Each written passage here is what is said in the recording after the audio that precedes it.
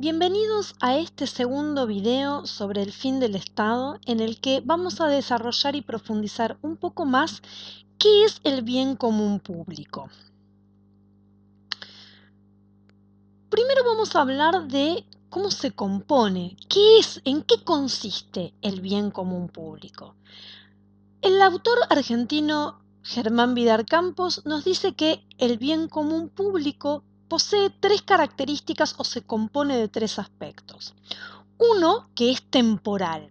Y esto no quiere decir temporario, sino que quiere decir lo contrario a espiritual.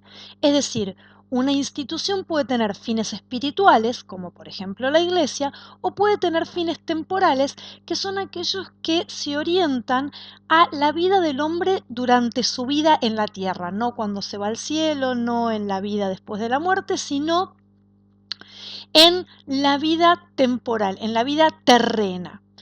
Lo temporal no necesariamente es sinónimo de material, porque puede incluir aspectos intangibles como la cultura, la educación, el bienestar, que no necesariamente están asociados a lo económico.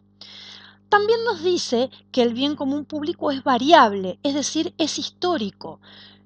El fin del Estado, ese bien para toda la comunidad que integra el Estado, no consiste siempre en lo mismo. Es decir, aquellos estados que recién están surgiendo o que recién se independizan, tal vez lo que esa comunidad necesita es estabilidad política o crecimiento económico. Un país que está mucho más desarrollado, tal vez el bien común público pueda consistir en otros aspectos que no tengan que ver con los que necesitan aquellos estados recién nacidos, entre comillas. Entonces, el bien común público puede variar a lo largo del tiempo, pero siempre va a ser un bien, va a ser común porque va a ser para un grupo amplio de personas y va a ser público porque va a tratar de beneficiar a toda la población. Finalmente termina optando por definirlo como lo hacía la línea aristotélico-tomista, de que el bien común público termina siendo como un conjunto de condiciones. No consiste en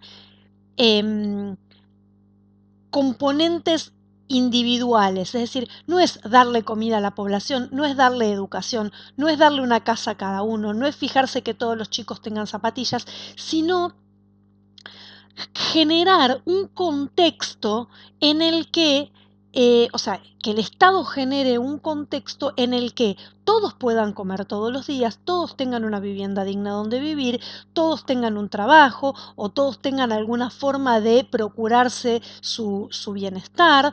Es decir, no es necesario que el Estado individual y personalmente le lleve un plato de comida a cada persona de la población, sino que genere un óptimo contexto o conjunto de condiciones donde cada uno pueda, dentro de ese contexto, obtener y procurarse un bienestar y una vida digna y completa. Lo que sí hoy ya está fuera de ninguna duda es que hoy por hoy, cualquier finalidad que el Estado se proponga como un bien común público debe incluir necesariamente la garantía, la protección y el cumplimiento de los derechos humanos de esa población.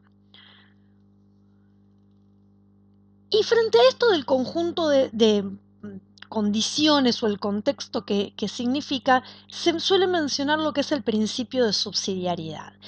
Según este principio de subsidiariedad, el fin del Estado como bien común público sería complementar aquello que el ser humano no puede lograr solo.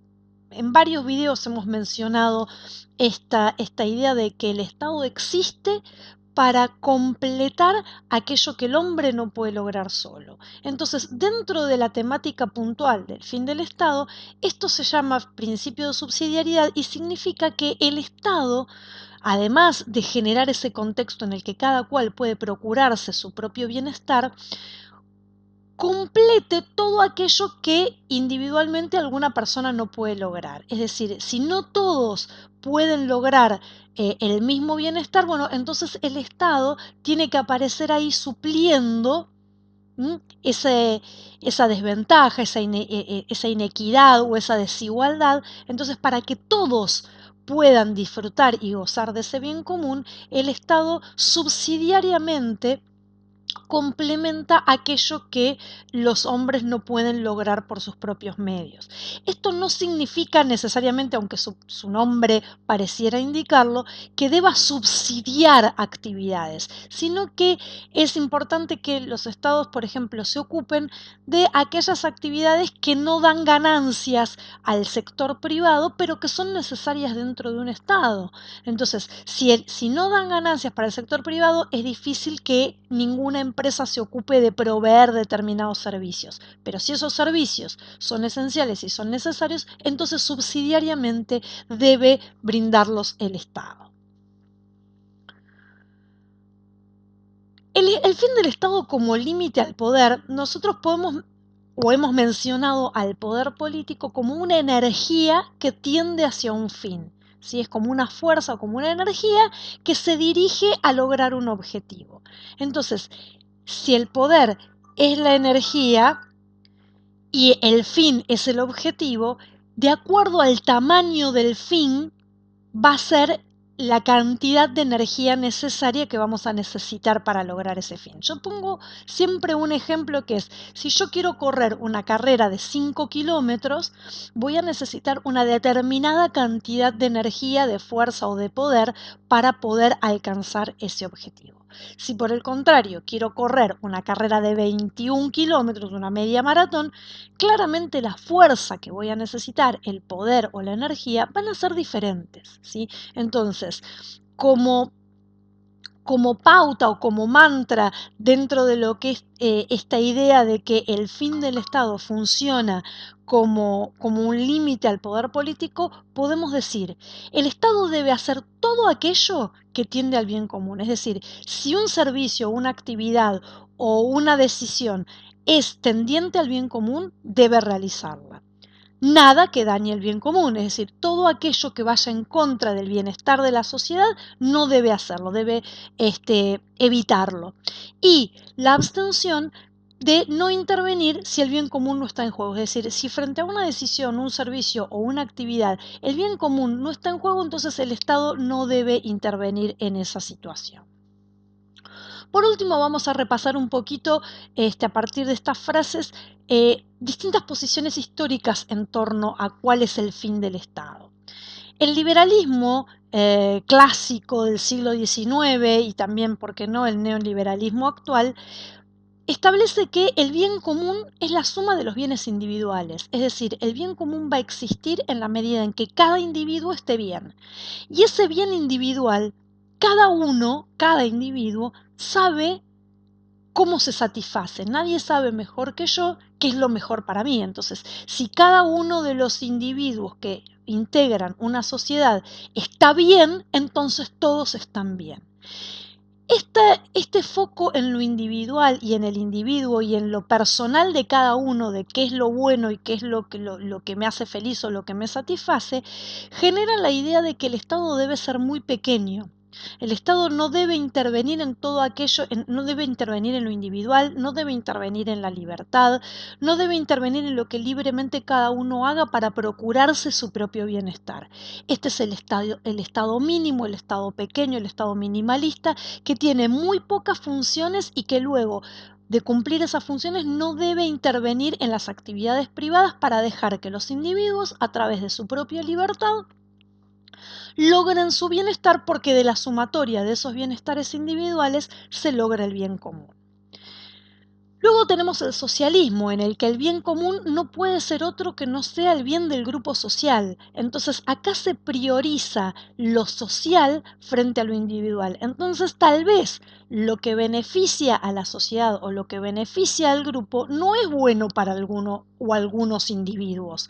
Entonces, puede ser que haya ciertos individuos dentro de esa comunidad que se vean perjudicados o que sientan que no están bien o que ese bien común no los abarca, no los integra o no los satisface. Entonces, acá también la idea de anteponer lo social a lo individual también deja como esa sensación de que algo le falta, ¿no? Porque si ponemos el foco solamente en el grupo, probablemente algún individuo sienta que no se sienta representado por ese bien común.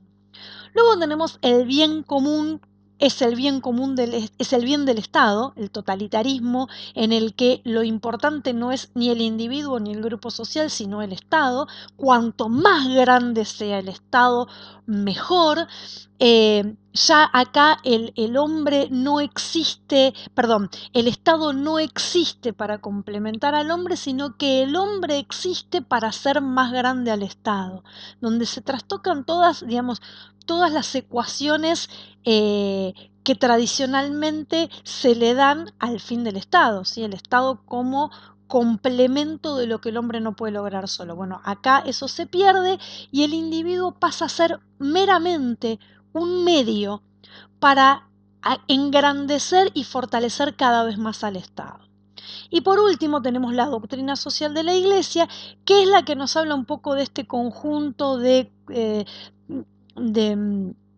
de situaciones o de componentes o este contexto en el que el bien común no es la intervención del Estado en todo, ni la intervención del Estado en nada, como sería el socialismo y el liberalismo, cada uno por su parte, sino que el Estado solamente debe intervenir generando este contexto o este conjunto de condiciones, pero que luego cada individuo debe procurarse su propio bienestar, siempre incluyendo el principio de subsidiariedad, aquello de que el Estado complemente lo que lo privado o lo que el individuo no puede lograr, y sumando siempre, como dijimos, la garantía, la protección y la defensa de los derechos humanos.